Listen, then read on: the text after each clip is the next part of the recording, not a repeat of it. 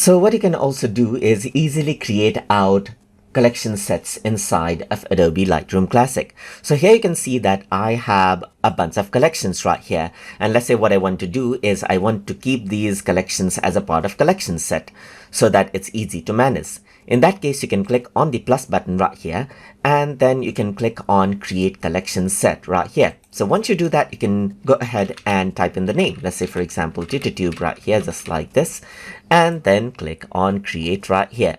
So once you go ahead and do that, a collection set is actually created. And now what you can do is you can go ahead right here and then drag this inside right here, just like this. And then you can see that this is a part of the collection set right here. And you can see that this is inside. You can further go ahead and create another collection set right here. Like, let's say, for example, I'm going to go around and say TutorTube 2 right here. And I'm going to click on create just like this.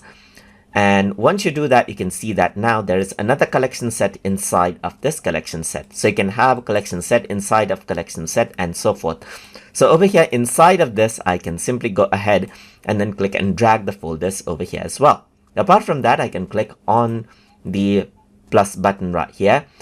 And then, so you can also directly keep out a new collection directly inside of the collection set as well. For example, you can click on the plus button right here, and if I were to click on create collection right here, then what you can do is, let's say, for example, I'm gonna say S collection right here, just like this. Once I do that, you can see that I can actually choose a collection set that I have right here. So I'm going to click TutorTube 2, let's say, for example, which is a sub collection set right here, and you can include the selected photos and click on create.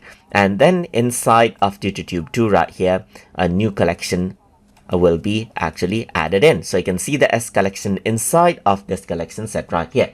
And that is how you can work around with collection sets inside of Adobe Lightroom Classic. So I hope you guys learned something as always. And as always, please like, comment, share, and subscribe.